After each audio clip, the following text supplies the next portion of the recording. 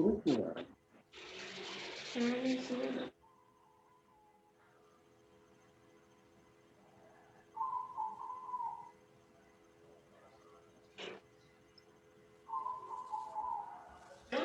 device is ready to pair. The Bluetooth device is connected successfully.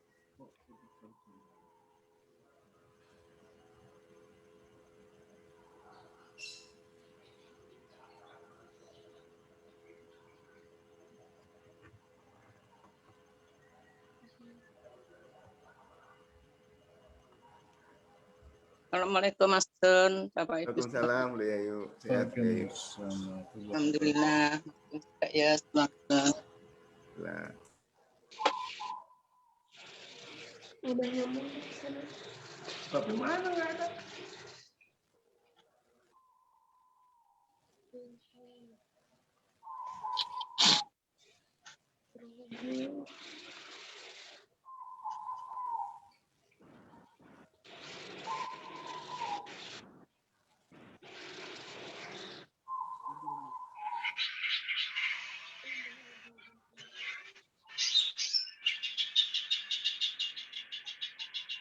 Wah, apa itu burungnya? Assalamualaikum, pagi Pak Marjana, ikut ya, tausiah. Assalamualaikum warahmatullahi wabarakatuh. Ya, alhamdulillah.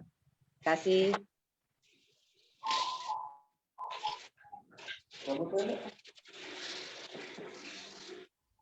Assalamualaikum Pak Marjana. Waalaikumsalam, Bu Linda. Iya Pak.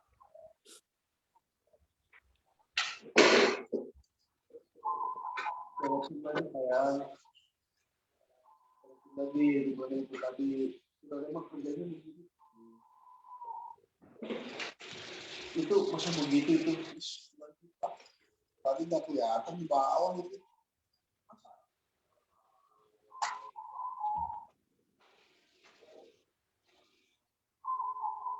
Mereka begitu sih.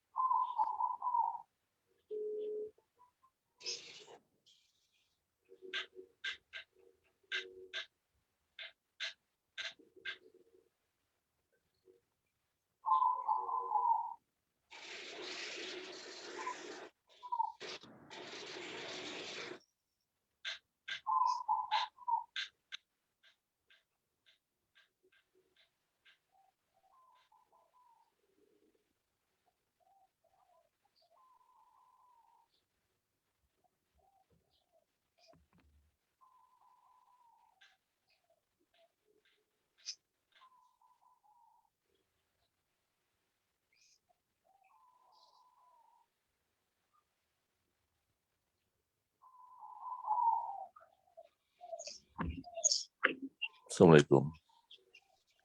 Waalaikumsalam warahmatullahi wabarakatuh.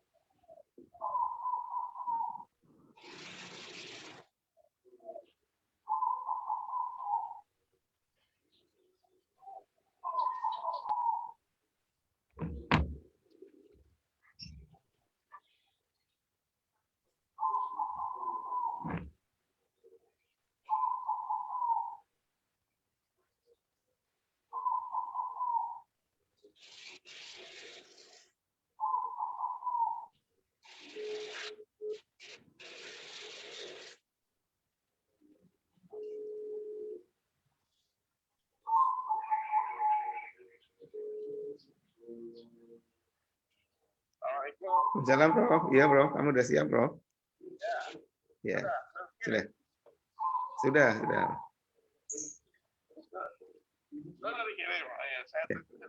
Ya. Iya, saya tunggu, Mas. Ya.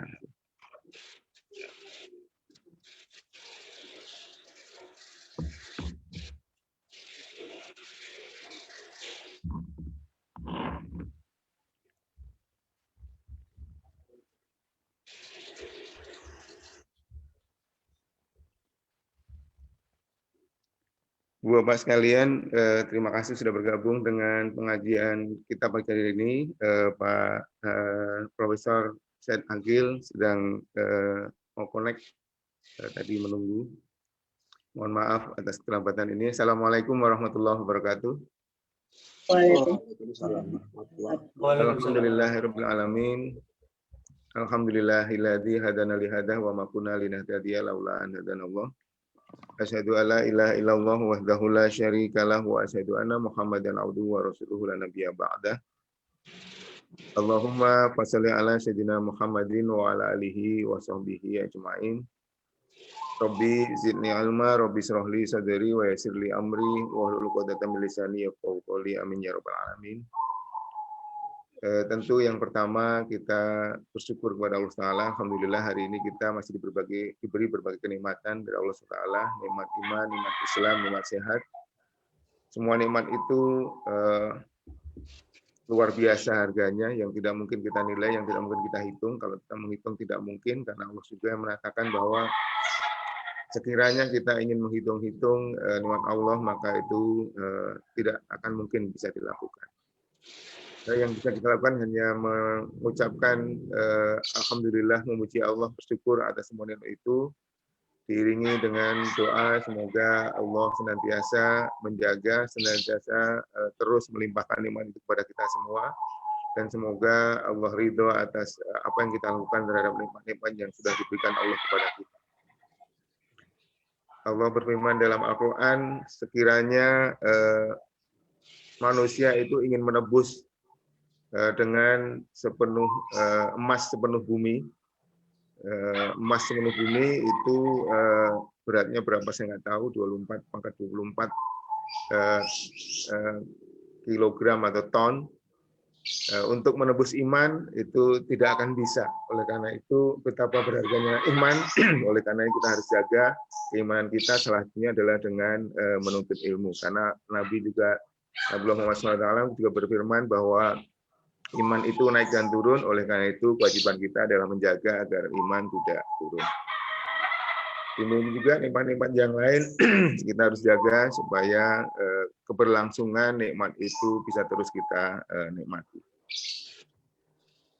Sholawat teriring salam semoga senantiasa tercurah kepada junjungan kita Nabi Muhammad Sallallahu Alaihi Wasallam bersama para keluarga, para sahabat, para tabiin, dan juga umatnya sampai akhir zaman. Semoga salawat kita bagian daripada mahabbah kita, kecintaan kita kepada Rasulullah.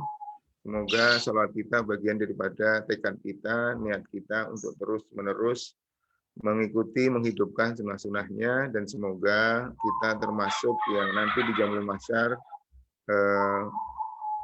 mendapatkan syafaat atas izin Allah SWT. Amin ya rabbal alamin.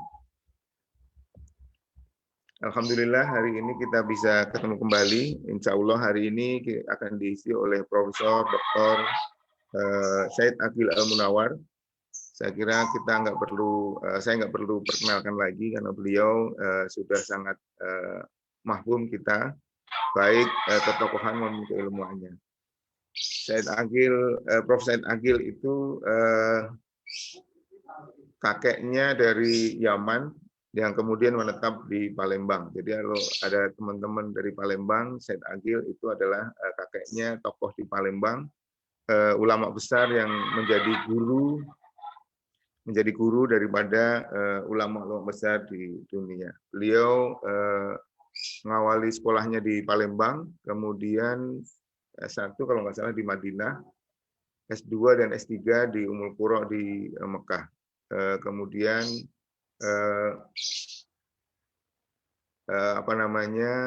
mengabdi atau menjadi dosen di UIN Jakarta. Beliau ahli berbagai bidang.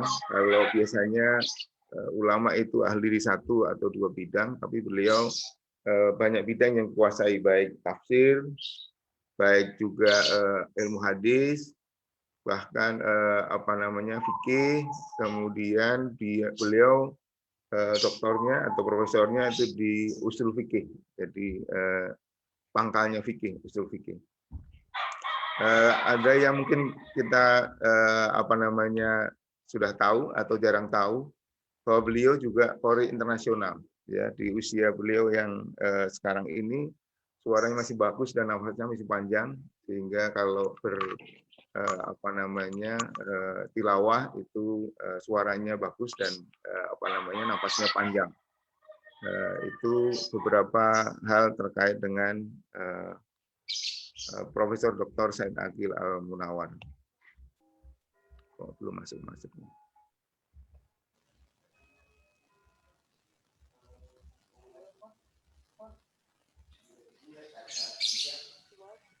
Halo, assalamualaikum. Waalaikumsalam warahmatullahi wabarakatuh, Prof. Tadi saya masuknya. Iya, mohon maaf, Prof. Ya, alhamdulillah. Ya, tadi dulu saya buka, Prof, untuk pengantar dan juga background daripada Prof. Hari ini kita akan belajar mengenai background Prof yang luar biasa. Kemarin saya dengar di YouTube mengenai guru-guru Prof. Hari ini kita akan belajar mengenai hadis arba'in, Prof. Kami sudah share ke beberapa teman. Kalau ada yang belum mendapatkan share mengenai hadis arba'in, di chat juga saya share. Ya. Hadisnya sudah ditetapkan, Pak? Iya, udah di-share hadis arba'in. Baru mulai, Prof. Jadi belum pernah sama sekali. Jadi mungkin dari pengantar. Baik, untuk itu kita mulai sama-sama dengan baca umul kitab Al-Fatihah. Semoga dengan sirah Al-Fatihah Allah bukakan mata hati dan pikiran kita, Allah ringankan semua beban kita, bagi teman-teman yang sakit diberikan kesembuhan, dan buat orang tua kita yang sudah mendahului kita, semoga di lapangan kuburnya diampuni dosanya, dan untuk kita semua diberikan kesehatan, diberikan perlindungan, dan pertemuan kita itu diberikan keberkahan. Ila diniyah wa ilal salihah wa ila tatun nabi Al-Fatihah. A'udzubillahiminasyaitonirrajim. Bismillahirrahmanirrahim. Iya, kenapa? Amin ya rabbal alamin. Selanjutnya kepada Prof. Syed Aqil dipersilahkan. Ya, bismillahirrahmanirrahim. Assalamualaikum warahmatullahi wabarakatuh. Waalaikumsalam. Waalaikumsalam warahmatullahi wabarakatuh. Bismillahirrahmanirrahim. Alhamdulillahirabbil alamin wassalatu wassalamu ala asyrafil anbiya'i wal mursalin Sayyidina Muhammadin wa ala alihi wa sahbihi ajma'in, amma ba'du. Bapak-bapak dan ibu-ibu sekalian yang berbahagia, alhamdulillah pagi hari ini kita dapat bertemu dalam pengajian yang topiknya nanti adalah mengkaji hadis-hadis arba'in. Hadis-hadis arba'in ini adalah hadis yang dihimpun oleh seorang ulama besar, yaitu Al-Imam Yahya bin Syaraf Muhyiddin Abu Zakaria An-Nawawi yang wafat 676 Hijriah. Beliau adalah salah seorang tokoh dari kalangan mazhab Syafi'i dan beliau memiliki karya yang luar biasa. Dan beliau ini dipanggil oleh Allah Subhanahu wa taala dalam usia yang relatif muda, yaitu 52 tahun, dan memiliki karya yang luar biasa. Di antaranya adalah hadis arba'in Nawawi. Hadisnya disebut hadis 40-an, tapi isinya 42. Ini salah satu karya beliau, dan beliau juga dari karya-karya besarnya dalam hadis itu mensyarahkan Sahih Imam Muslim An-Naisaburi yang wafat 261 Hijriah. Itu satu-satunya syarah dari Sahih Muslim itu yang berjumlah 16 jilid. Kemudian sekarang muncul lagi syarah Muslim yang baru, yang ditulis oleh teman-teman saya, satu guru, satu pengajian, yaitu murid juga dari Syekh Muhammad Yasin Al-Fadani, yaitu Muhammad Amin. Nama beliau Muhammad Amin Abdullah Harari. Tinggalnya di Mekah dan baru saja meninggalkan kita pada tahun yang lalu. Nah, kajian daripada hadis arba'in ini memang mencakup hadis-hadisnya, ada hadis-hadis hukum, hadis-hadis hukum. Kemudian ada hadis-hadis yang sifatnya fadhailul a'mal. Tapi yang di sini kebanyakan itu adalah yang berkaitan dengan ahkam. Maka hadis pertama disebutkan berkaitan dengan niat. Niat ini adalah sumber segala hukum.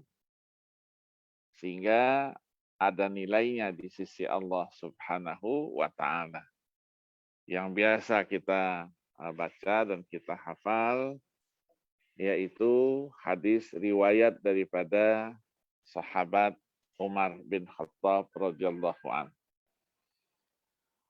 Teks hadisnya berbunyi, Bismillahirrahmanirrahim. An Amiril Mu'minin Abi Hafs Umar ibn al-Khattab radhiyallahu an. Qala sami'tu Rasulullah sallallahu alaihi wasallam yaqul innamal a'malu binniyat wa innama likulli imri'in ma nawa. Faman kanat hijratuhu ila Allah wa rasulih fahijratuhu ila Allah wa rasulih. وَمَنْ كَانَتْ هِجْرَتُهُ لِدُنْيَا يُصِيبُهَا أَوْ امْرَأَةٍ يَنْكِحُهَا فَهِجْرَتُهُ إِلَى مَا هَاجَرَ إِلَيْهِ. Artinya secara ringkas, sesungguhnya amal perbuatan itu tergantung niatnya. Dan setiap orang tergantung dengan apa yang diniatkan. Barang siapa yang hijrahnya karena Allah dan Rasulnya, maka pahalanya dia dapatkan karena Allah dan Rasulnya. Barang siapa yang hijrahnya itu karena ada masalah-masalah keduniaan atau ada wanita yang ingin dinikahinya, maka yang didapatkan ya juga apa yang dia niatkan. Hadis ini hadisnya sahih, dan hadis sahih ini bisa dijadikan sebagai dasar sumber untuk pengambilan hukum. Dimulai hadis ini dengan innama. Innama ini dikatakan dalam bahasa Arab itu adatu hasrin. Jadi dia bermakna yaqtadil hasri. Amal itu baik, tidak baik, diterima, ditolak, itu tergantung dia kepada niatnya. Nah, niat itu kalau dia baik, maka dia akan membawa kepada pahala. Kalau tidak, maka dia tidak ada pahalanya. Dan bahkan kalau niatnya tidak baik, itu akan berdosa. Nah, yang dimaksudkan dengan niat di sini adalah apa yang terlintas di dalam hati, kemudian diucapkan juga dengan lidah, dengan lisan kita. Jadi saya bisa saja pasang niat, dan niat ini mempunyai posisi yang sangat sentral. Sehingga di dalam salah satu hadis Nabi dijelaskan niatul mu'min khairun min amalih. Niat seorang mukmin itu lebih baik daripada amal perbuatannya. Tapi jangan diartikan hadis ini masang niat melulu, tapi tidak dikerjakan. Nah, di dalam mazhab al-Imam Syafi'i, niat itu harus disertai dengan perbuatan. Muqtarinan bil fi'li. Baru mempunyai posisi kedudukannya di sisi Allah Subhanahu wa Ta'ala.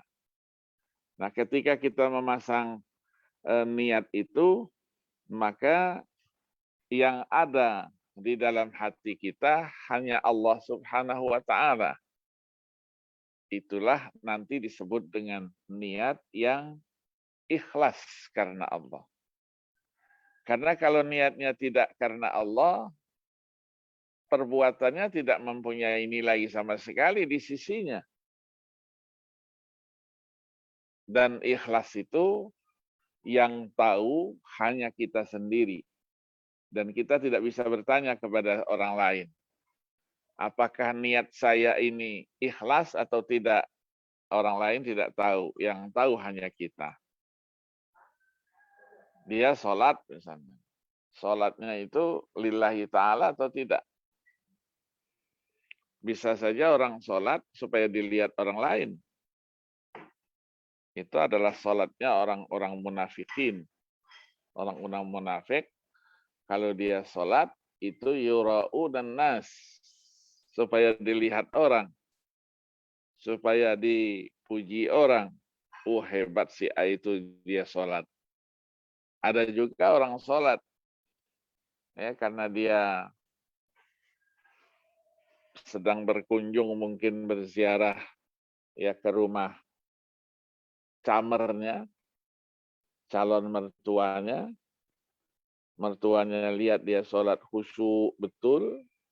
Nah, kalau dia tidak ikhlas, tidak lillahi ta'ala, tapi itu li ajli mertua, ya, li ajli mertua, maka yang didapatkan ya hanya itu. Semuanya tergantung dengan apa? Dengan niatnya. Nah, maka ketika kita berbicara niat, maka kita bertanya, apa gunanya niat itu? Dalam kajian keagamaan, niat itu berfungsi, ada dua paling tidak fungsi utamanya. Yang pertama adalah tamyizul ibadat anil adat. Membedakan antara ibadat dengan tradisi. Nah, niat yang membedakan itu. Saya misalnya setiap hari Jumat saya mandi. Biasa saya mandi. Rasulullah SAW menganjurkan dan mandi di hari Jumat itu adalah sunnah. Dianjurkan kalau dikerjakan dapat pahala, ditinggalkan dia tidak berdosa. Saya mandi seperti biasanya. Tradisi saya memang mandi setiap hari, termasuk hari Jumat. Tapi ketika hari Jumat, saya niatkan mengikuti sunnahnya Nabi Sallallahu Alaihi Wasallam. Maka mandi saya itu punya nilai. Ada pahalanya di sisi Allah Subhanahu wa Ta'ala. Ini yang disebut dengan amalan-amalan sunnah. Yang kedua, niat itu adalah untuk membedakan sekaligus dia untuk menjelaskan tingkatan daripada ibadah itu. Tamyiz rutabil ibadat ba'duha min ba'd. Saya punya qada puasa Ramadan. Saya mau melakukan puasa Ramadan itu qadaan, tapi sekaligus saya juga ingin dapat pahala yang lain. Maka saya ambil waktunya, qada Ramadan itu saya lakukan pada bulan Syawal. Pada bulan Syawal, Nabi mengatakan, man shoma Ramadhana summa atba'ahu sittan min Syawal kana lahu saumud dahr. Siapa yang puasa Ramadan kemudian diikuti dengan puasa Syawal, maka pahalanya sama. 6 hari yang dilakukan itu pahala puasa untuk 1 tahun. Saya qada Ramadan, saya pilih. Karena ada juga puasa-puasa sunnah. Pada hari Senin, hari Kamis, kemudian hari 13, 14, 15, Ayyamul Baid. Saya ingin dapat pahala juga. Di samping qada wajib saya ingin melaksanakan puasa-puasa sunat. Boleh nggak saya gabung? Boleh. Asal jangan terbalik. Yang diniatkan pertamanya yang wajib. Yang sunnah ikut di belakangnya. Jadi saya niatnya puasa Ramadan, saya qada, kemudian karena bertepatan hari Senin, hari Kamis, saya niatkan juga puasa Senin Kamis. Pas tanggalnya juga tidak diambil tanggal awal, tapi tanggal 13, 14, 15 yang disebut dengan Ayyamul Baid. Saya juga niatkan puasa itu, maka saya dapat semuanya. Kalau bahasa orang kampung itu sekali dayung katanya banyak pulau yang dapat dilampaui. Tapi jangan terbalik. Jangan terbalik.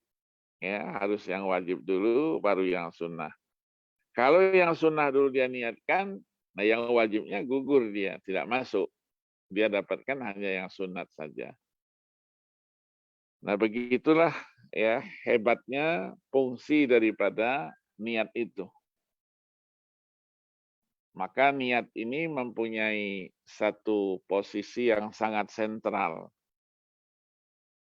Jadi kita dianjurkan untuk berniat, niat yang baik. Tapi ada satu kelebihan yang Allah berikan kepada hamba-hamba yang beriman dari umat Nabi Muhammad SAW. Kalau dia memasang niat untuk melakukan satu perbuatan baik, sudah ditulis 1 pahala. Dia kerjakan dapat 10 dan seterusnya. Tapi kalau niatnya tidak baik, baru dicatat sebagai 1 perbuatan apabila dia lakukan perbuatan itu. Kalau hanya pasang niat saja, belum dicatat. Begitu dilakukan perbuatan yang tidak baik tadi itu, dicatat dia. Dicatatnya 1. Ini termasuk khususiyat, ya, atau disebut juga dengan istilah syaraf. Khususiyat itu keistimewaan umat Nabi Muhammad. Syaraf itu adalah kemuliaan. Nah, kalau kita ingin membaca apa saja yang diberikan oleh Allah dalam bentuk kekhususan, keistimewaan itu. Nah, guru saya, yaitu Said Muhammad bin Adawi Al-Maliki, yang meninggal 206 Masehi yang lalu, menulis 2 buku itu. ada khususiyat, ada syaraf. Jadi 2 buku dan sudah diterjemahkan ke dalam bahasa Indonesia. Keistimewaan, kemuliaan umat Nabi Muhammad itu. Apa yang dimaksud dengan al-a'mal? Innama ya, al-a'malu bin niyat. Apa maksud yang disebut dengan perbuatan itu? Yaitu perbuatan yang ada unsur syar'inya yang memerlukan niat itu. Jadi dalam syarah-syarah disebutkan al-maqsudu min hal a'mal asy-syar'iyyah al-muftaqira inna niyah, yang memerlukan niat. Maka karena digunakan al di sini, maka tercakup dia semua perbuatan secara umum. Hadis ini menjelaskan juga bahwa niat itu adalah, ada mengartikan al-azmu, ada yang mengartikan al-qasdu. Al-qasdu, al-azmu itu artinya pasang cita-cita. Jadi kalau kita sudah punya cita-cita, ya seperti dalam ayat sering kita dengarkan, faiza azamta fatawakkal 'alallah. Kalau kamu sudah memasang cita-cita, maksudnya niat yang kuat, azman qawiyan, ya sudah tawakal kepada Allah. Jadi di sini maksudnya adalah azmul qalbi wa qasduhu. Jadi niat hati, apa yang dituju dari hati itu. Karena niat itu sendiri secara bahasanya diartikan dengan al-qasdu al-azimatu. Asal daripada niat itu apa? Ya at-talab. Minta kita kepada Allah, kita berbuat supaya ada nilai pahalanya. Mengingat waktu kita terbatas di dunia ini, dan pekerjaan banyak yang harus kita kerjakan. Maka supaya ada nilainya, kita pasang niatnya itu. Nah, yang dimaksudkan dengan niat secara istilah itu adalah apa yang kita niatkan itu tidak untuk yang lainnya. Niatnya taqarrub kepada Allah Subhanahu wa ta'ala. Meminta ridhonya dan meminta pahala dan ganjaran dari Allah Subhanahu wa ta'ala. Ini yang penting. Jadi ada niat taqarrub. Taqarrub itu mendekatkan diri kepada Allah Subhanahu wa ta'ala. Kalau niat kita taqarrub kepada Allah, ya niatnya supaya kita mendapatkan ridha, ibtigha'u mardhatillah. Yang kedua, supaya kita mendapatkan pahala dari Allah Subhanahu wa ta'ala. Karena yang memberikan ridha itu Allah. Tujuan akhir dari perjalanan kita hidup ini ya adalah Allah Subhanahu wa ta'ala. Seperti kita baca dalam surah Al-Alaq misalnya, inna ila rabbikar ruj'a wa anna ila rabbikar ruj'a anna ila rabbika al-muntaha. Kembali tujuan akhir hanya Allah Subhanahu wa ta'ala. Maka orang-orang yang selalu lidahnya berzikir, zikirnya ya menyebut nama Allah. Zikirnya membaca salawat kepada Nabi. Kepada Allah, zikir itu sekaligus bukti dia syukur. Mensyukuri nikmat Allah. Menyebut nama Nabi itu berarti bukti kita terima kasih kepada beliau. Kita sudah diselamatkan, kita sudah diarahkan ke jalan yang benar. Jalan yang terang benderang. Maka dari sini dia punya posisi yang sangat sentral. Nah, di dalam ayat banyak sekali ya yang apa istilahnya itu sinonim daripada niat itu. Sinonim daripada niat, kata-kata niat nawa. Orang lain ya datang gitu. Itu ada 18 kata. Nawa, Qasoda, aroda, azama, hamma, dan seterusnya. Maka ada teman saya dulu menulis satu disertasi, niat dan pengaruhnya terhadap hukum. Disertasinya 2 jilid. Isinya niat semua. Pembahasan dari awal sampai terakhir niat. Ingat teman-teman bertanya, kamu ini dokternya dokter apa? Dokternya dokter niat. Karena yang dibahas itu niat ya secara menyeluruh dari seluruh aspeknya itu sampai menjadi 2 jilid besar. Nah, dari apa yang kita sampaikan tadi itu, sinonim-sinonimnya itu, ya silahkan saja. Yang penting adalah yang diniatkan, yang dimaksudkan, yang diinginkan, yang dicita-citakan, semuanya adalah niat. Supaya ada nilai, nanti niatnya itu hanya karena Allah Subhanahu wa Ta'ala. Maka Sayyidina Umar Ibn Al-Khattab sebagai rawi dari hadis ini pernah mengatakan, kata beliau, la amala liman la niyata lahu, wala ajra liman la hisbata lahu. Jadi tidak ada amal perbuatan bagi orang yang tidak memasang niatnya. Artinya tidak ada nilai amal perbuatan itu yang tidak ada niatnya. Apalagi diniatkannya untuk yang lain. Nah, yang tahu dengan niat kita dalam hati itu hanya Allah Subhanahu wa Ta'ala. Dalam sebuah hadis diceritakan, nanti ada 3 kelompok yang ditanya oleh Allah Subhanahu wa Ta'ala. Yang pertama itu adalah al-mujahiduna fi sabilillah. Orang-orang yang jihad di jalan Allah. Mati dia di jalan Allah. Gugur dia di jalan Allah. Yang kedua, orang yang dermawan, yang mendermakan hartanya. Dihabiskan hartanya untuk sosial, untuk apa saja. Yang ketiga, ini juga yang berbahaya, qari, yang membaca Al-Quran dengan suaranya, dengan nafasnya.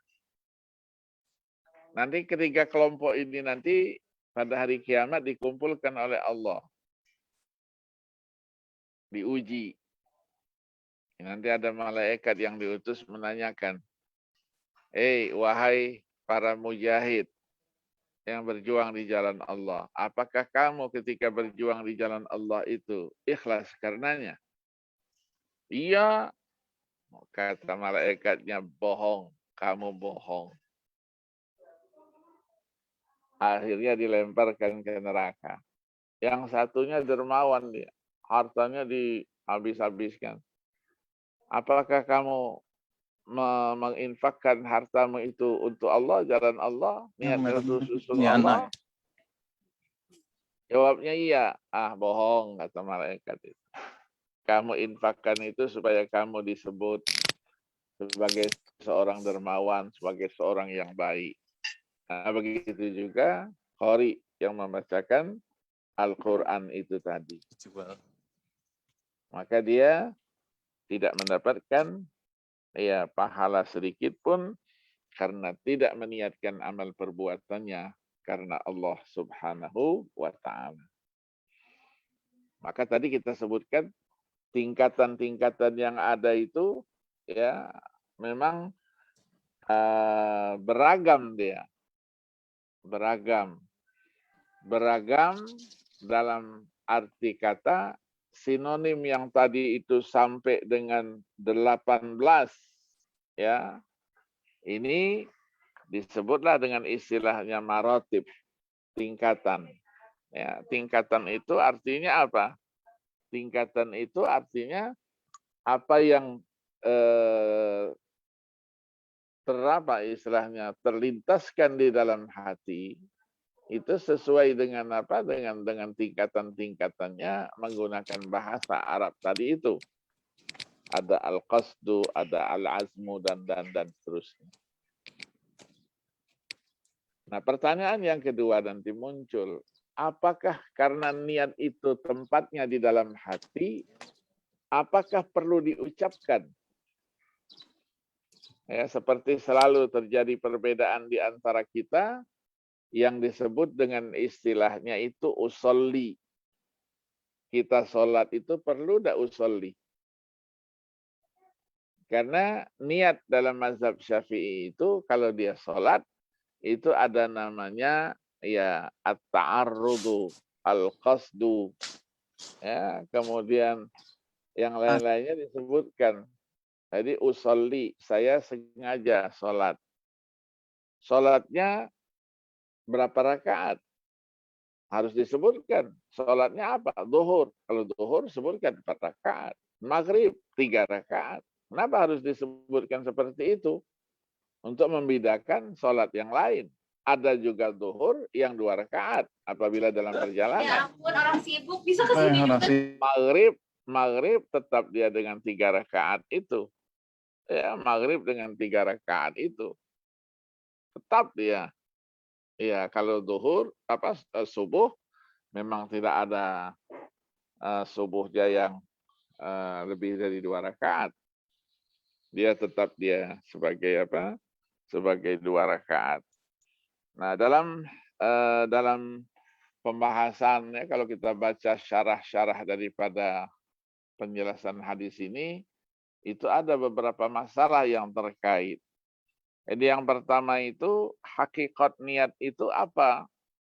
Iya, niat itu dengan hatinya, ya, apabila ada diucapkan, tapi niat yang diniatkan dalam hati itu harus disertai dia dengan perbuatan. Baru dia menjadi sesuatu yang ada nilainya di sisi Allah. Karena nanti ada kelompok namanya kelompok iling. Saya sholat. Sholat itu apa? Sholat itu satu perbuatan yang dimulai dengan takbiratul ihram, dengan gerakan-gerakannya, dan diakhiri dengan salam. Itu namanya sholat. Tapi nanti ada grup yang mengatakan, ya saya begitu dengar azan, berhenti sejenak. Saya diem, saya niatkan untuk sholat. Karena saya sudah mendengar azan. Azan itu adalah tanda kita dibolehkan untuk memulai sholat itu. Ya, ini yang disebut dengan batiniyah, aliran kebatinan. Ya, aliran kebatinan. Dia tidak disebut sholat, kecuali dia memulai dengan takbir dan ada gerakan-gerakannya, ada rukuknya, ada sujudnya, dan seterusnya. Dan diakhiri dengan Assalamualaikum warahmatullahi. Ini yang disebut dengan muqtarinan bil fi'li. Kenapa niat itu disyariatkan? Tadi kita jelaskan sudah. Niat itu disyariatkan, yang pertama membedakan antara ibadat dengan tradisi. Yang kedua menjelaskan tingkatan ibadat itu satu dengan lainnya. Ya, satu dengan lainnya. Kemudian apa yang kita niatkan itu, walaupun kita mengerjakan satu pahala, satu gerakan, satu perbuatan, nilainya itu di sisi Allah banyak yang tidak hanya satu. Allah lipat gandakan menjadi 10, menjadi 100, menjadi lebih daripada itu, 700 dan seterusnya. Dan Allah itu yudha'ifu liman yasha wallahu wasi'un alim. Allah itu punya kuasa untuk melipat gandakan pahala bagi yang dia kehendakinya. Karena Allah itu maha luas, maha mengetahui. Misalnya kita baca satu huruf dari Al-Quran. Siapa yang membaca satu huruf dari Al-Quran, itu dia mendapatkan satu kebaikan. Satu kebaikan. Nah, satu kebaikan itu dilipat gandakan menjadi 10, menjadi 100, dan seterusnya. Maka Nabi katakan, La aqulu alif lam mim harfun. Aku tidak mengatakan alif lam mim itu satu huruf. Tapi alifnya satu, lamnya satu, mimnya satu. Likulli harfin hasanah wal hasanatu bi asyri amsalihha ila 700 dhi'fin. Satu huruf itu satu kebaikan, dilipat gandakan menjadi Didobel, 100 sampai 700. Untuk nenteng. Nah, bayangkan kalau kita membaca setiap hari satu ayat saja. Didobel aja. Berapa huruf itu ayatnya? Berapa banyak Untuk pahala megang yang kita doang, bisa himpun? Enggak Apalagi kalau kita membacanya itu sampai dengan lebih daripada itu. Satu halaman, 1 juz, 2 juz, 3 juz setiap hari kita baca. Berapa banyak pahala yang kita peroleh. Ya, kita peroleh.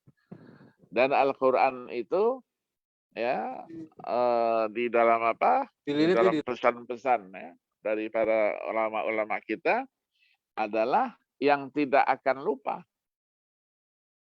Tidak akan lupa dan tidak akan dipengaruhi oleh umur karena tua. Kemarin ada guru saya sekaligus teman akrab saya, kalau menulis disertasi dulu selalu dia masuk juga perpustakaan untuk menulis karya-karyanya. Yang sampai meninggal dunia lebih daripada 50 buku dia tulis. Ada yang 3 jilid, ada yang 1 jilid, ada yang 2 jilid. Nah, itulah bapaknya Lita aja dengan anterin. Syekh Muhammad Ali As-Sabuni. Lahirnya tahun 30. Meninggalnya kemarin, 91 tahun. Ini seorang ulama besar, mufassir, ya, terkenal dengan tafsirnya. Dan dia ketika dalam usia-usia tua, ya, karena sudah uzur, biasa, orang kadang-kadang lupa. Tapi setiap dia ingat, yang dibacanya Al-Quranul Karim. Enggak. Tidak boleh lupa. Ini juga pesan dari guru-guru saya dulu. Ada Kiai Abdul Rashid Siddiq. Ketika dia sebelum meninggal tahun 86, saya kebetulan punya kesempatan untuk libur kembali ke tanah air bersama keluarga. Dikasih tiketnya oleh Universitas Ummul Qura. Biasa tradisi saya kalau saya pulang, sudah ketemu orang tua, sudah ketemu keluarga semua, saya ya istilahnya sambangi guru-guru saya itu. Termasuk beliau. Beliau sudah kakinya sudah diamputasi karena gula.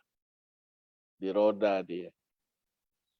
Saya ke rumah dia, kalau saya ke rumah dia, saya makan dulu baru boleh pulang. Diajaknya saya ke dalam kamar. Kamarnya dia. Sini katanya, Agil, sini. Ada apa Pak Yai? Tolong simakkan bacaan saya. Hah? Kaget saya. Enggak terbalik. Saya yang baca, Pak Yai yang menyimak bacaan saya. Oh enggak. Kali ini saya yang baca, kamu yang koreksi bacaan saya. Saya terus peluk dia, saya cium dia. Ya Allah, saya bilang apa? Ini kehormatan apa ini Pak Yai? Enggak, saya mau kasih tahu sama kamu, katanya bahwa Al-Quran itu tidak boleh dilupakan. Dan tidak akan lupa. Lupa sebentar, kita baca lagi, hafal lagi. Ya, kecuali memang ditinggalkan. Ya. Itu salah memang. Dia baca. Saya mau baca ayat ini. Silakan baca. Masya Allah. Bacaannya seperti air. Ngalir saja begitu. Ya, guru saya akhirnya meninggal. Beliau 86 dipanggil oleh Allah Subhanahu wa Ta'ala. Ini Al-Quran. Begitu juga yang lain. Ya, yang lain. Banyak cerita-cerita yang luar biasa. Ya, karena apa? Karena niat ikhlasnya seseorang. Ya, niat ikhlasnya seseorang. Kemarin juga yang viral dia, ada sebuah acara untuk penggalangan dana. Orang ngasih banyak-banyak. $1.000, $2.000, $3.000. Dia ngasih hanya $2. Itu $2 dicari ini. Orangnya kok ngasihnya $2? Apaan ini? Katanya kan tidak ada nilainya. Ternyata dilacak cari orangnya ketemu. Dia kasih $2 dari $4 yang dia milih. Ketika ditanya, kenapa kamu ngasihnya $2? Saya belum punya pekerjaan lagi sekarang. Tapi saya punya keinginan untuk andil di dalam penggalangan dana ini. Disampaikan itu terbuka dalam satu acara. Akhirnya yang punya perusahaan-perusahaan langsung menawarkan kepada dia. Kalau begitu kerja sama kami saja. Disesuaikanlah dengan profesinya, diangkatlah dia sebagai pegawai. Ini apa? Membuktikan bahwa yang dia berikan $2 tadi itu, ikhlas dia betul-betul karena Allah. Maka Allah bukakan pintu rezeki melalui yang dia berikan $2 tadi itu. Sehingga orang semua tahu dan akhirnya orang dari berbagai kalangan menawarkan supaya dia bisa bekerja. Jadi pahala niat ini luar biasa. Ya, luar biasa. Maka Allah berikan Berikan pahala-pahala juga dengan perbuatan itu apabila dia mengerjakannya pada tempat-tempat tertentu. Ya, tapi ketika dia sampaikan apa yang dia akan kerjakan itu betul-betul yang disebut dengan istihdarul qalb. Dia hadirkan hatinya itu. Hatinya itu betul-betul karena Allah dan ingin mendapatkan pahala ridhonya Allah Subhanahu wa ta'ala. Tidak karena yang lain. Tidak karena yang lain. Ini yang paling penting. Ini yang paling penting. Sehingga tradisi-tradisi yang kita lakukan, apabila kita niatkan mengikuti junjungan Nabi besar Muhammad SAW, kita dapat pahala. Setiap saat kita dapat pahala. Makan kita, minum kita dengan tangan kanan.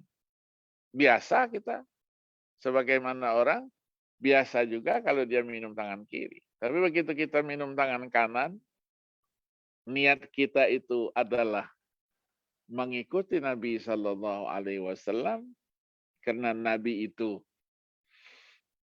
disebutkan yuhibbut tayamun. Dia sangat sangat mencintai kanan itu. Maka kita punya pahala. Jadi alangkah indahnya hidup ini kalau kita banyak berbuat dan ikhlas karena Allah Subhanahu wa ta'ala. Maka kita akan mendapatkan sesuatu yang luar biasa banyaknya. Dan semua itu nanti pasti dilaporkan, diberikan kepada kita. Itulah yang disebut dengan rapor dari amal perbuatan kita. Jadi kita tinggal disuruh baca saja, coba dibaca. Iqra' kitabaka kafa binafsika al-yawma 'alaika hasiba. Baca. Ini semua laporan. Yang melaporkan itu ketika diberikan dalam bentuk buku, buku diterima dari tangan kanan dengan tangan kanan, itu berarti dia akan berbahagia. Kalau diterima dengan tangan kiri, maka dia akan celaka. Nah, kita terima semuanya lengkap. Tidak ada kekurangan sedikit pun. Kalau dalam kajian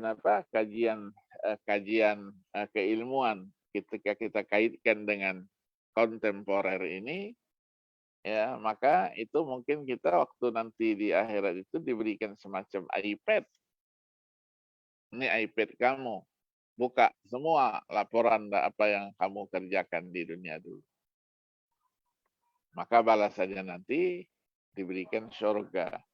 Begitu masuk surga nanti kulu, kata Allah, kulu washrabu hani'an bima aslaftum fil ayyamil khaliyah.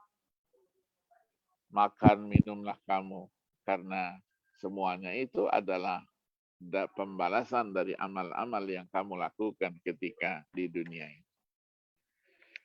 Jadi memang luas sekali pembahasan daripada hadis ini, dan hadis ini konteksnya adalah hadis yang berkata juga pembahasan juga tentang hijrah. Jadi hijrah dari Mekah ke Madinah banyak yang ikut. Tapi di antara yang ikut itu ada yang tidak ikhlas karena Allah. Ada tuntutan dunianya, ada wanita yang ingin dinikahinya. Tapi yang ikhlas, walaupun belum sampai ke Madinah, dia dicatat pahalanya utuh seperti orang yang sudah hijrah di Madinah. Seperti ayat 100 surah An-Nisa, Allah menceritakan, وَمَنْ يُهَاجِرْ فِي سَبِيلِ اللَّهِ وَمَنْ يَخْرُجْ مِنْ بَيْتِهِ مُهَاجِرًا إِلَى اللَّهِ ثُمَّ يُدْرِكْهُ الْمَوْتُ فَقَدْ وَقَعَ أَجْرُهُ عَلَى اللَّهِ. Jadi ada seseorang dari Mekah dia ingin hijrah, ternyata baru keluar kota Mekah sampai di perbatasan Tan'im itu beliau dipanggil oleh Allah. Nah, ayat itu diturunkan. Walaupun belum sampai ke Madinah, hijrah seperti hijrahnya Nabi, tapi pahala hijrahnya dia dapatkan utuh, tidak dikurangi sedikit pun. Ini mungkin pengantar,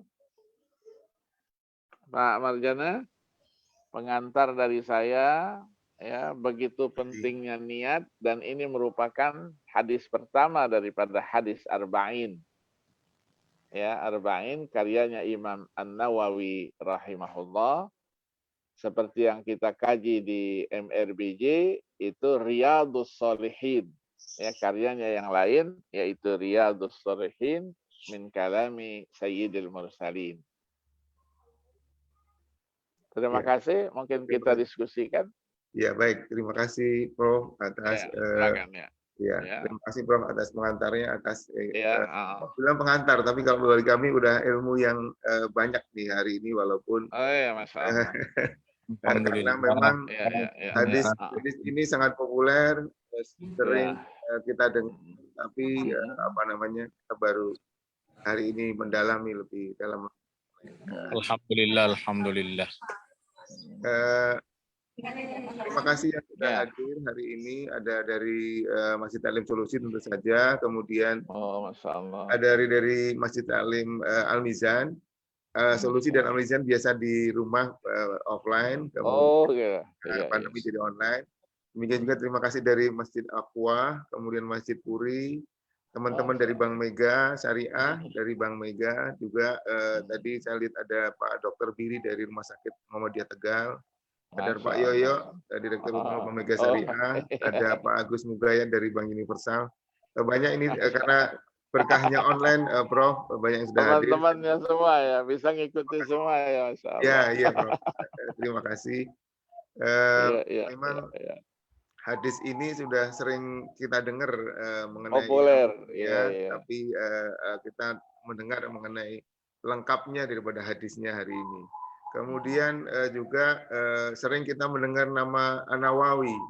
Ada An-Nawawi yang menunjukkan tempat, ada yang menunjukkan nama, Prof. Ada An-Nawawi Al-Bantani ini. Kemudian mungkin bisa dielaborate, Prof, supaya kita tahu ada dua ulama. Namanya sama ini. Iya. Yang kita kaji ini Yahya, ya, namanya Yahya bin Syaraf Muhyiddin Abu Zakaria An-Nawawi. Ini wafatnya 676. Sering disebut dengan Al-Imam An-Nawawi. Al-Imam An-Nawawi. Yang kedua, yang biasa disebut dengan Syekh Nawawi. Syekh Nawawi. Syekh Nawawi ini Syekh Nawawi Al-Bantani. Al-Bantani dari Tanara. Tanara. Tapi dia tinggalnya di Mekah sampai meninggalnya juga di Mekah, dimakamkan di daerah apa? Daerah Ma'la itu.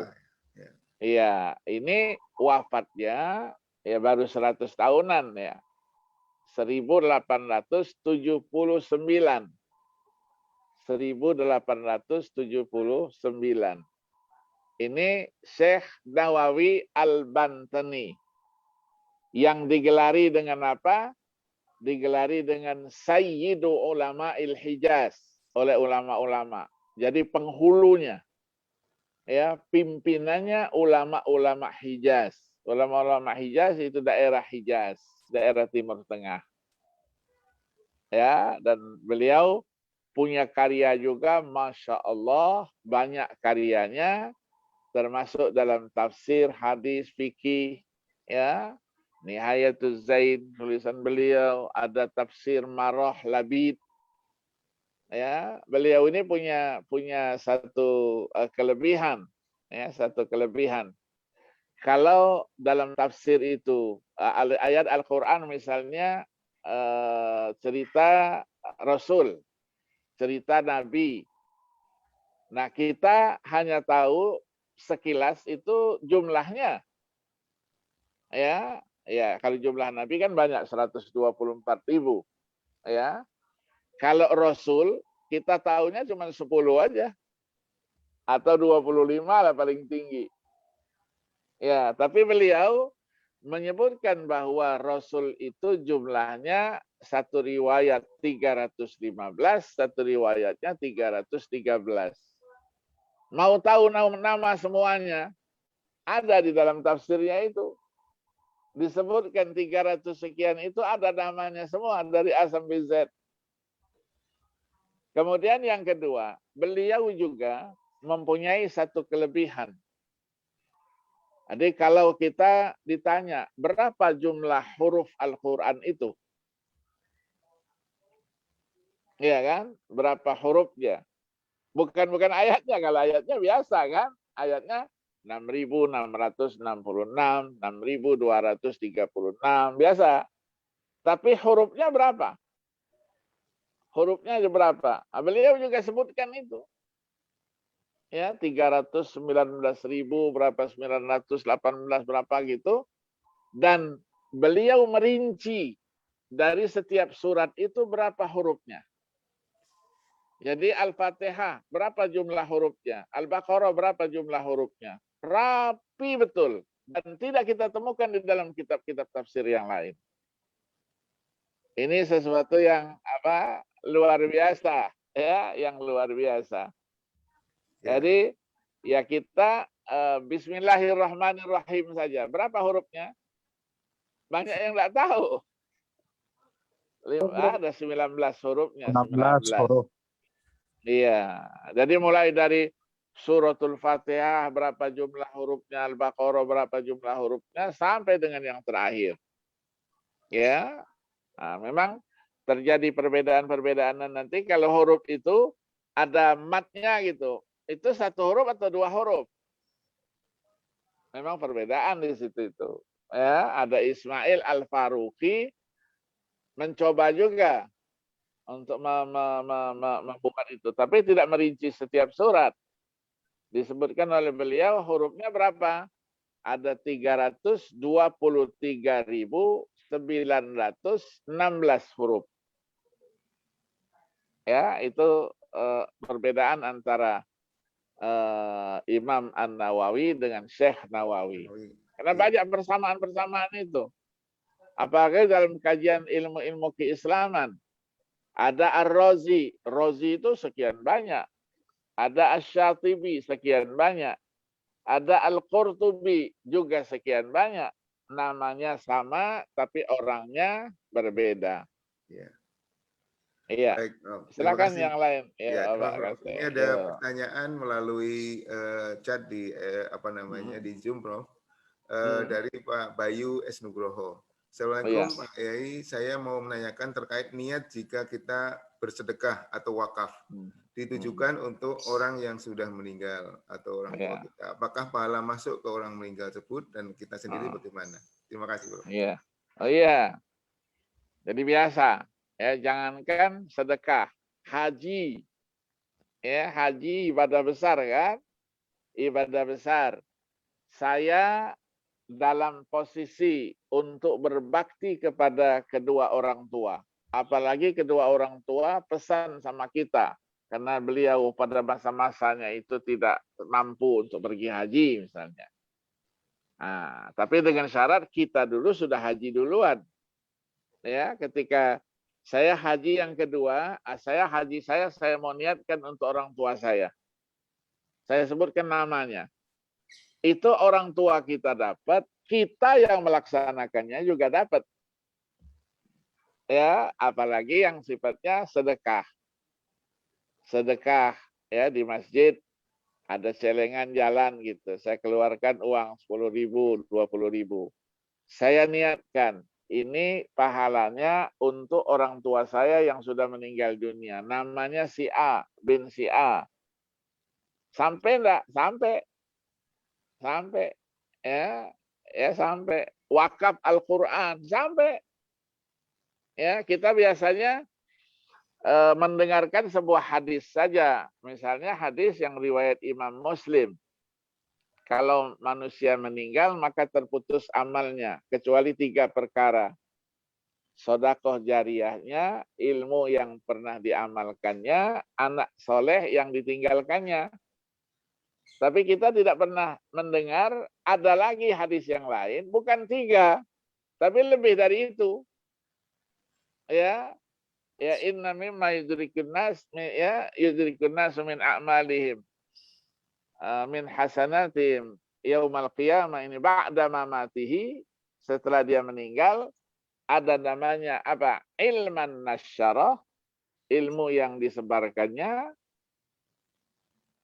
mushafan warrosa, Quran yang diwakafkannya, waladan solihan tarokah, anak soleh yang ditinggalkannya, masjidan banahu, masjid yang dibangunnya, atau baitan libnis sabili banahu, rumah singgah yang dibangunnya, syajaratan gharasaha, pohon, dia pernah menanam pohon di tengah jalan di satu tempat, pohon itu rindang, sehingga orang di situ bisa berteduh, dia dapat pahala. Nahron ajro, ya, air yang pernah dialirkannya. Maksudnya dia membuatkan irigasi. Daerah yang tidak ada airnya, dia buatkan irigasinya. Selama air itu masih jalan, selama dimanfaatkan, pahalanya terus mengalir kepada yang bersangkutan dan orang tua yang diniatkan. Jadi kita, itulah bahagian dari bakti kita kepada kedua orang tua. Di samping ya kita meminta ampun untuk dia. Kemudian apa tradisi baik dari orang tua kita? Oh, dia suka silaturahim.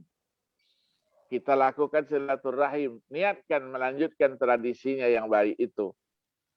Oh, dia sering mendatangi teman-temannya, banyak temannya. Ya, kita lanjutkan tradisi itu.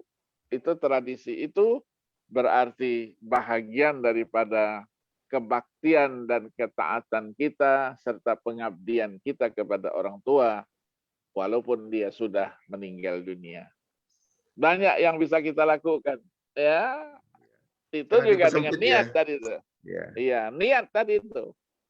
Kita niatkan, ya. Saya bawa satu Al-Qur'an ke sebuah masjid musholla.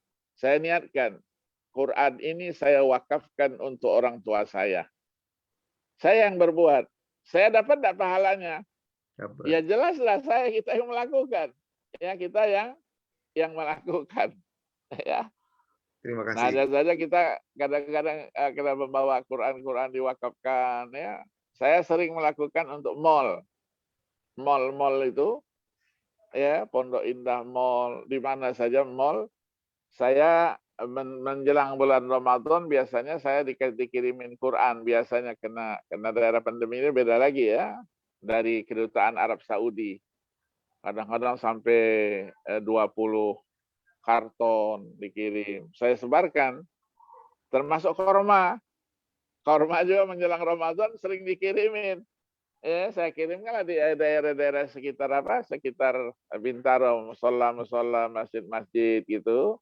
Ya dikirimnya pakai mobil, nanti saya yang salurkan. Nah, itu pahalanya terus selama Quran itu dibaca. Tapi kadang-kadang dibawa pulang oleh yang jaganya itu. Iya, ya enggak apa-apa. Kan dibaca ya, Bro. Iya, kan dibaca juga. Ya, dibaca juga. Nanti kadang-kadang dia izin, Pak, saya minta Pak 1-2 saya bawa pulang ke rumah Pak untuk saya baca. Silahkan, enggak apa-apa. Memang orang niatnya kan untuk mewakafkan. Iya kan? Wakaf dia. Nah, itulah yang dilakukan oleh raja-raja Saudi itu kan. Kalau musim haji mau pulang kita kan dikasih Quran. Pulang itu kan dikasih Quran. Di bandara itu kan dikasih Quran satu-satu gitu kan. Nah, itu bahagian daripada amalnya. Dia ingin mewakafkan sesuatu untuk yang sudah meninggal, ya Raja Faisal, Raja Fahd, Raja siapa gitu, diniatkan itu. Nah, yang menyalurkan dapat pahala, yang diniatkan untuk disalurkan juga dapat pahala. Ya. Terima kasih, jazakallah. Iya. Masih banyak pertanyaan. Ada lagi di Zoom maupun di FB, Prof. Ini saya baca dulu dari Bu Moran di Sydney ini, Prof. Masya Allah. Ya. Jauh ya. Mau bertanya, karena ilmu saya sangat terbatas, baru belajar. Saya suka lihat bahwa banyak sekali hadis. Bagaimana kita mengetahui yang mana hadis yang sahih, yang benar dan dapat diikuti? Apakah ada ketentuan daftarnya mana yang saja yang kita bisa ikuti? Terima kasih. Iya. Hadis ini jumlahnya banyak, ratusan ribu dan bahkan katanya lebih dari 1 juta. Nah, untuk mengetahui mana hadis yang bisa dijadikan sebagai sumber pegangan, ini ada ilmunya memang. Ya, hadis itu 2 sisi, ada sanadnya, ada matannya. Ada matannya. Nah, sanadnya itu nanti ada ilmunya namanya ilmu al-jarh wa ta'dil. Orang yang meriwayatkan itu jujur tidak. Dia jujur tidak, adil tidak. Yang diriwayatkannya itu memang bersih, tidak ada cacatnya, tidak ada kejanggalannya. Bersambung sanadnya, itulah disebut dengan hadis sahih. Bawah sedikit hadisnya hasan. Bawah sedikit hadisnya dhaif. Dhaif itu lemah. Kalau lemah, dia tidak boleh dijadikan sebagai sumber hukum. Dia bisa dijadikan sumbernya fadhailul a'mal. Untuk amal saja, boleh. Nah, hadis-hadis ini semua dihimpunlah di dalam berbagai jenis kitab hadis. Ada namanya hadis itu kitabnya Jami'. Jami' ini hadisnya semuanya sahih. Ya, karyanya Imam Bukhari, karyanya Imam Muslim, dan lain-lainnya. Ada Jami' Abdul Razak, ada Jami' As-Sauri, ada Jami' Ibnu Uyainah, ya, dan lain-lainnya. Ini semuanya hadisnya sahih. Sahih itu artinya kualitasnya kualitas tertinggi. Yang kedua, kitabnya namanya Masanid. Hadis dihimpun berdasarkan urutan dari nama sahabat. Ada lagi Sunan. Kitab hadis yang disusun berdasarkan sistematika fikih. Dari wudhu, sholat, dan seterusnya. Ada lagi namanya Mustadrak, temuan Imam Al-Hakim. 7 jilid besar. Kemudian ada lagi yang disebut dengan Mu'jam, Zawaid, Atraf, Musannaf, dan lain-lainnya. Jenis kitab hadisnya banyak sekali. Ya, banyak sekali. Nah, ada kriteria untuk menentukan mana hadis yang bisa diterima, mana yang tidak. Termasuk hadis-hadis yang biasa kita sebut dengan istilah hadis populer. Populer itu memang dia memasyarakat. Ya, memasyarakat. Apakah semua hadis yang memasyarakat itu sahih? Tentu tidak. Ada yang sahih, ada yang hasan, dan bahkan ada yang palsu. Ada juga hadis palsu, ya, diriwayatkan oleh orang-orang yang tidak bertanggung jawab. Diriwayatkan oleh orang-orang yang namanya pendusta. Ya, itu tidak bisa dijadikan sebagai ini. Nah, sekarang dunianya sudah dunia digital, ya, kita bisa mendeteksi di mana berada sebuah hadis itu melalui namanya aplikasi. Ya, aplikasi yang disebut dengan istilah Al-Maktabah Asy-Syamilah. Melalui aplikasi. Saya mencari itu langsung ketemu, wah hadis ini riwayat si A. Dan bahkan diberikan diberikan statusnya hadis ini sahih ataukah tidak. Artinya dapat dijadikan pegangan ataukah tidak, memang memerlukan seperangkat ilmu pengetahuan tentang hadis. Jadi ilmu hadis ini luar biasa. Ya, ada 52 cabangnya menurut Imam Hakim, ada 65 cabangnya menurut Ibnu Shalah yang meninggal 643 Hijriah semasa dengan Imam An-Nawawi tadi. Kemudian Imam As-Suyuti mengatakan jumlahnya sudah tidak terhitung lagi. Karena ilmu ini terus dia berkembang. Bagaimana cara memahaminya teks itu? Nah, itu ada metode lagi yang ditawarkan oleh para ahli hadis itu. Di ilmunya agak-agak ruwet sedikit. Ya, agak ruwet sedikit ya. Iya. Kalau bagi yang awam, Prof, yang bagian awam mungkin kita bisa pakai panduan riwayat apa saja yang kuat, Prof. Iya, tadi itu. Jadi paling tidak dia memang kitab yang diperkenalkan kepada kita 6 kitab itu ya. Iya, Bukhari, Sahih Bukhari, ya Kutubus Sittah namanya. Bukhari yang wafat 256 Hijriah, Muslim 261 Hijriah, Ibnu Majah 273 Hijriah, Abu Daud 275, Tirmizi 279, dan Nasai 303 Hijriah. Ini namanya Kutubus Sittah. Ada lagi yang naikkan lagi, tambah lagi 3. Namanya Kutubut Tis'ah. Tis'ah itu 9. Ditambah siapa? Imam Malik, ada Muwatta'nya yang wafat 179 Hijriah. Kemudian ada lagi namanya Ad-Darimi, ya, Ad-Darimi 255, dan Musnad Ahmad bin Hanbal. Imam Ahmad bin Hanbal 241 Hijriah, itu 6 jilid, jumlahnya 6 jilid besar. Ya, jadi memang beragam. Ya. Paling tidak 6 itu atau 9 ya, Prof, ya, itu yang kita bisa ya, atau 9. Iya. Ada yang istilahnya mencoba untuk memilih hadis-hadis pilihan.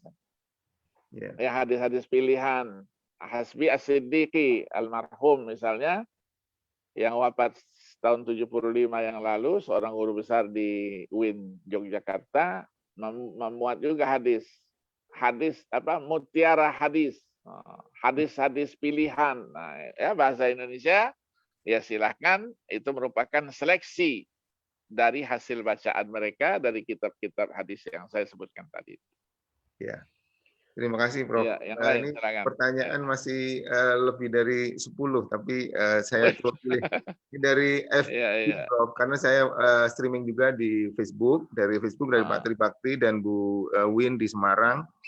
Ya. Assalamualaikum Pak Ustadz, beberapa hari lagi kita akan menjalankan ibadah puasa. Bagaimana meniatkannya? Apakah niatnya sekali di awal puasa di bulan Ramadan atau setiap hari menjelang sahur? Oh, iya. Kemudian dari Bu Win ini terkait dengan niat juga. Tadi disampaikan menggabung beberapa ibadah dalam satu niat. Nah, apakah bisa yang wajib dan sunnah bisa digabung, niatnya sunnah semua. Bagaimana kalau sunnah semua digabung, sunnah bisa semua juga enggak? Iya. Jadi yang pertama, ini memang begitu masuk puasa, masalahnya itu. Ya, masalahnya itu.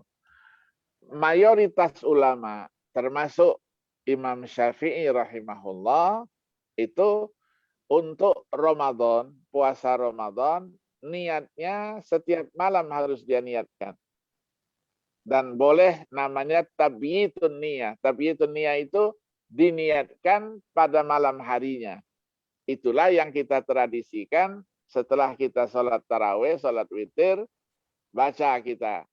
Bismillahirrahmanirrahim. Nawaitu, kan, sauma ghadin an adai fardhi syahri Ramadan hadhihi sanati lillahi ta'ala.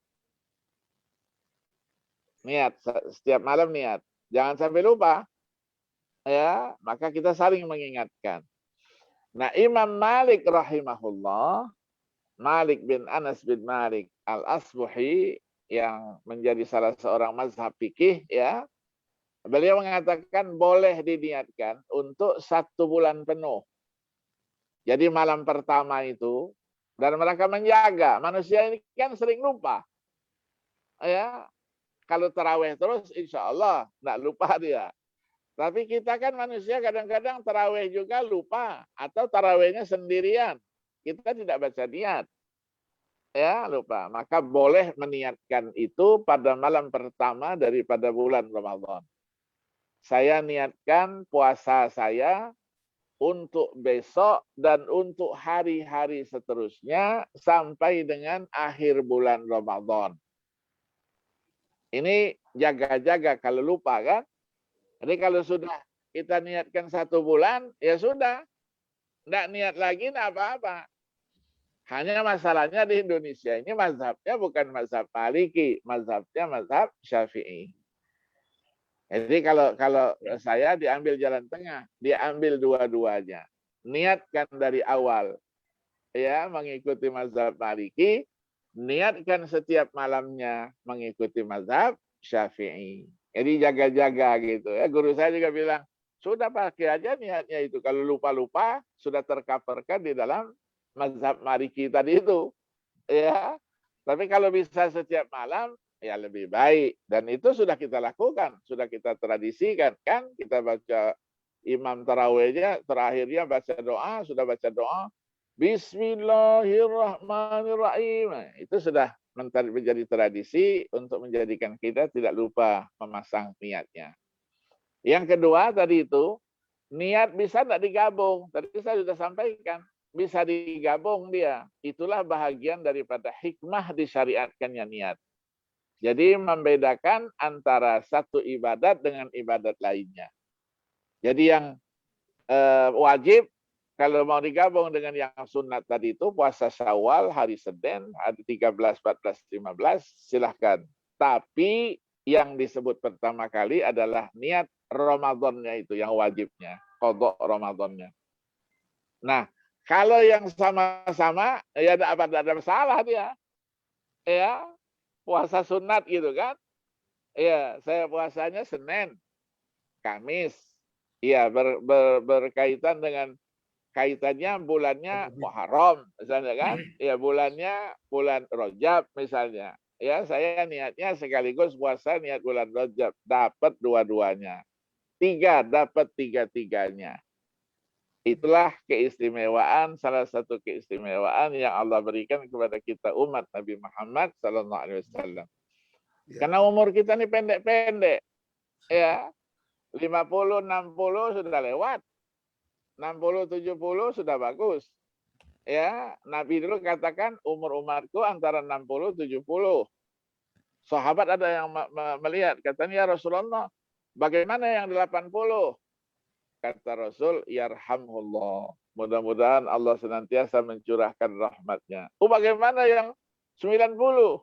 Ya, nah, itu. Jadi umur itu. Nah, untuk menyamakan kita dengan umat terdahulu yang umurnya panjang-panjang. 100 biasa, 200 biasa, 300 biasa, 400 biasa. Umat Nabi Daud 400-an. Nabi Nuh 950 tahun. Ya. Nah, mengejar itu, itulah ada yang tadi itu. 1 huruf dibaca dilipat gandakan. Terus kita ada namanya Lailatul Qadar. 1 malam kita temukan sama dengan pahala 83 tahun lebih. Ya, 83 tahun lebih dari nilai pahala seseorang. Ya, begitu juga yang lain. 1 kali sholat di Masjidil Haram, nilai pahalanya 100.000 kali sholat di tempat lain.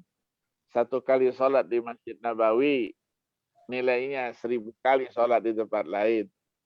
Tapi bukan berarti ibadah itu bisa kita hitung secara matematika. Itu keistimewaan yang Allah berikan, dan insya Allah kita terima nanti ketika kita menghadap Allah Subhanahu wa Ta'ala pada hari perhitungan amal. Ya, terima kasih Prof. Silakan. Atas Kalau jawabannya. masih ada lagi, Masih silakan. ada. Ini dari Bu Ria. Tadi Pak Yudin mungkin udah kejawab juga. Bu Ria, Assalamualaikum Pak Ustaz, mohon bertanya, jika kita mungkin merasa pernah niat bernazar, tapi juga ragu apakah itu sudah terlaksana atau belum. Bahkan apa namanya nazarnya seperti apa untuk bagaimana agar tidak terhindar daripada nazar itu, Ustaz.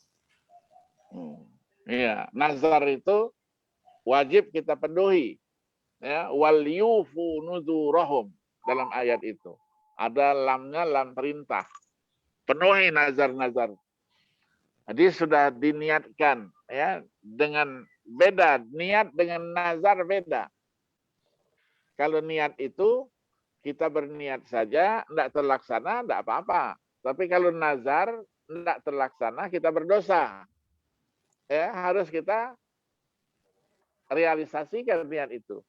Kalau kita lupa apa yang kita nazarkan, sudah kita kerjakan atau belum, ragu-ragu, ya, ragu-ragu. Tapi ada enggak terbetikkan di dalam hatinya satu keyakinan? Ini sudah dulu.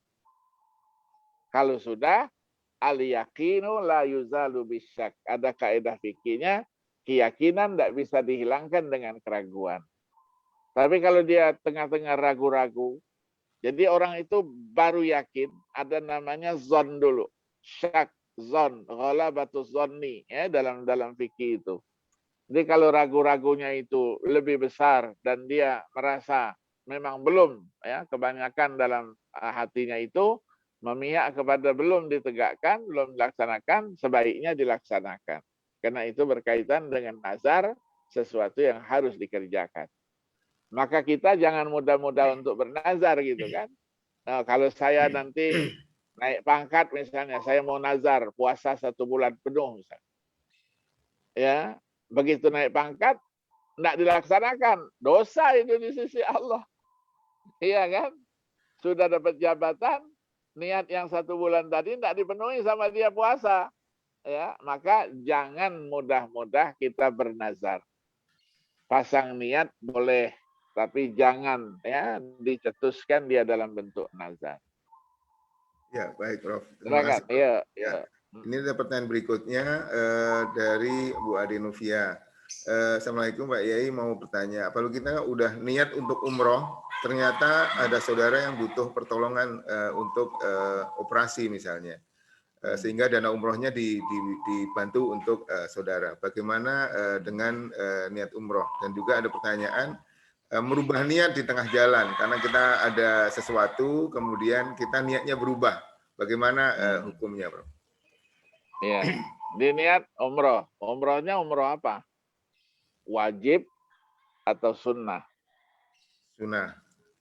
Sunnah, oke. Kalau sunnah, itu memang sudah ada fatwanya Majelis Ulama ya, yang sudah haji sekali, sudah umroh sekali, itu sebaiknya kalau ada dana yang sudah disiapkan, itu sebaiknya diberikan kepada yang lain, yang belum. Atau diberikan untuk amal-amal sosial lainnya. Boleh. Ya, silahkan. Kalau dia sudah berniat di tengah jalan, ternyata apa yang diniatkannya tidak mampu dia laksanakan. Separuh saja misalnya tengah jalan. Ya sudah, dapatnya separuh itu. Tapi kalau yang diniatkan itu sudah biasa dia kerjakan, ternyata pada satu hari ada sesuatu, nah itu nilai pahalanya tetap utuh di sisi Allah Subhanahu wa Ta'ala. Misalnya dia biasa tahajud 8 rakaat biasa setiap malam. Bangun dia.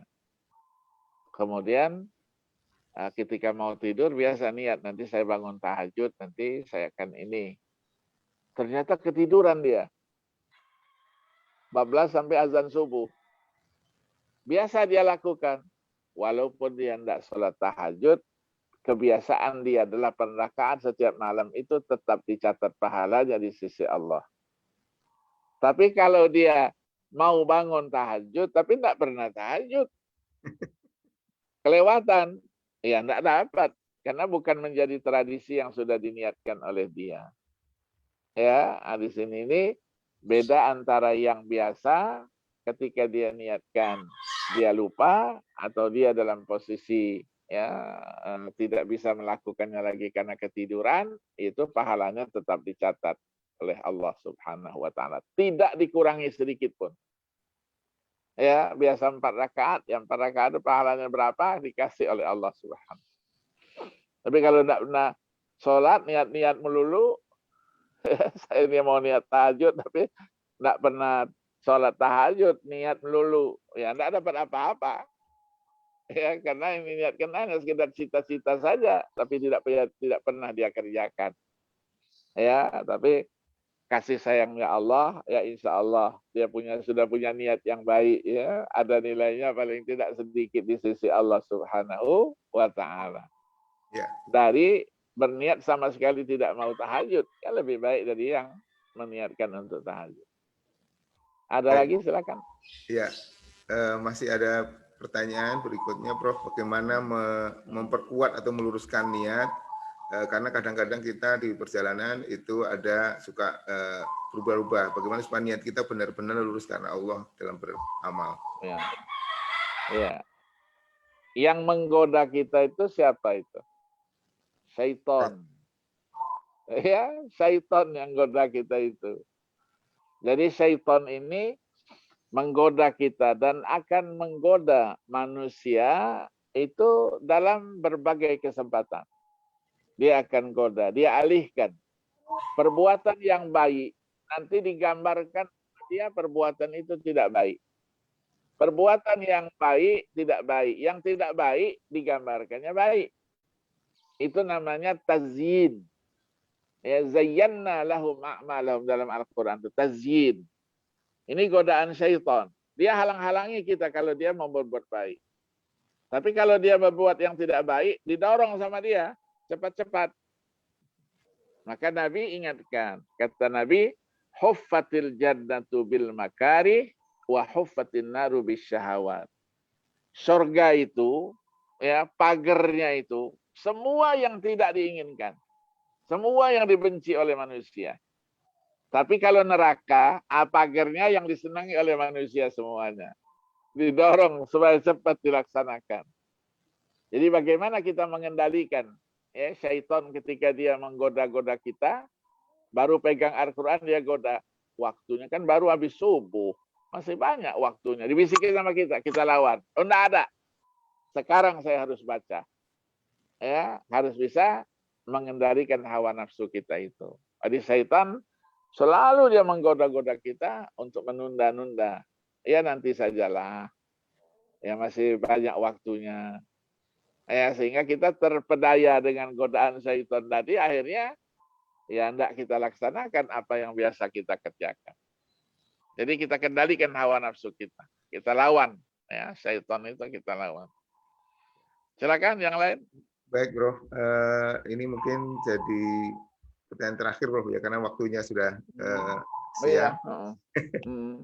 Mungkin ada aktivitas yang lain juga, Bro. Ini dari saya baca dari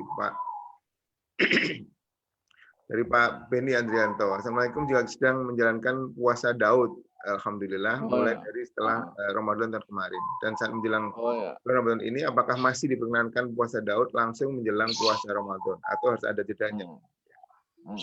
Oh iya. Sunnah yang lain. Iya. Puasa Daud itu puasa sehari, buka sehari. Ya, jadi ada selang harinya. Jadi hari ini puasa, besok tidak. Besok laginya puasa, besok laginya tidak. Itu namanya puasa Daud. Puasa Daud ini disunnahkan.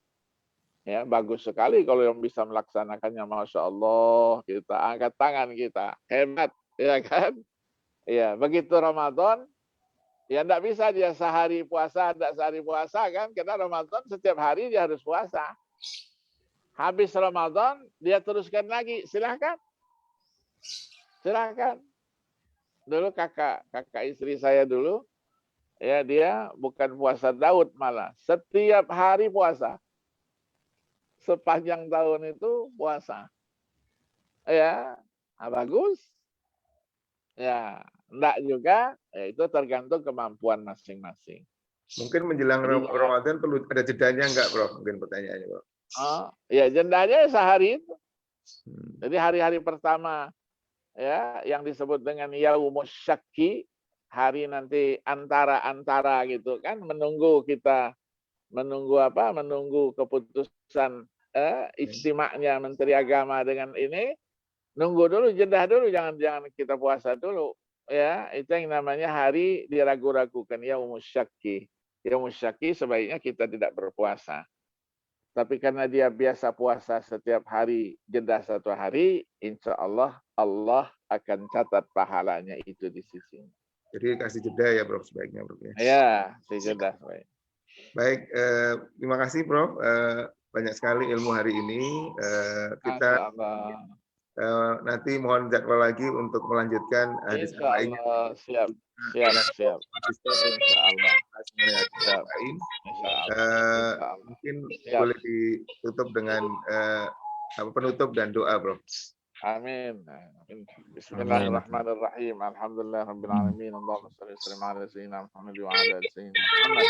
Allahumma inna nas'aluka fahman nabiyyin wa hifdzal mursalin wa ilhamal malaikatil muqarrabin. Allahumma aghnina bil ilm wa zayyinna bil hilm wa akrimna bit taqwa wa jammilna bil afiyah bi rahmatika ya arhamar rahimin. Wa sallallahu wasallam ala sayyidina Muhammadin nabiyyi wa ala alihi wasallam.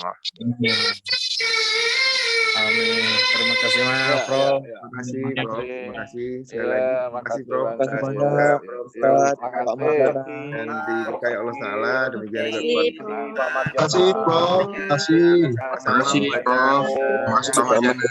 Pak Marjana.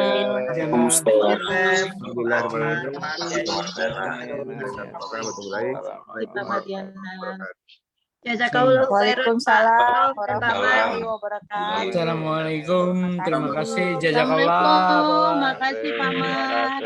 Pak Marjana. Pak Ustadz. Terima kasih.